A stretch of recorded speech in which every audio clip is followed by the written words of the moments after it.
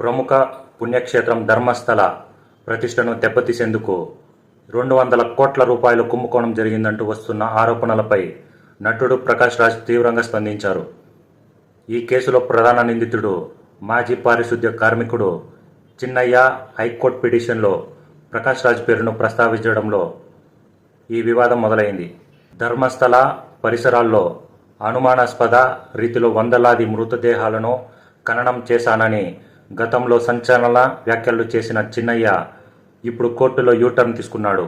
కొందరు యాక్టివిస్టులు ఆలయ ప్రతిష్టను దెబ్బతీసేందుకు కేరళ నుంచి 200 కోట్లు తెచ్చారని, ఆ విషయం ప్రకాష్ రాజ్కు కూడా తెలుసని ఆరోపించాడు. దీనిపై బెంగళూరులో ప్రెస్ మీట్ పెట్టిన ప్రకాష్ రాజ్ తనకు చిన్నయ్యతో ఎలాంటి సంబంధం లేదని, తాను ఇప్పటి వరకు ఒక్కసారి కూడా ధర్మస్థలకు వెళ్లలేదని స్పష్టం చేశారు. చిన్నయ్య ఫోన్ చేసి మాట్లాడడానికి ప్రయత్నిస్తే ఆ ఆడియో రికార్డింగ్ను తానే స్వయంగా ఎస్ఐటి సిట్కు చీఫ్కు పంపానని వివరణ ఇచ్చారు. ఈ వివాదంపై మీ అభిప్రాయాన్ని కింద కామెంట్ చేయండి. మన మైరియల్ సొసైటీని సబ్స్క్రైబ్ చేసుకోండి. జై హింద్.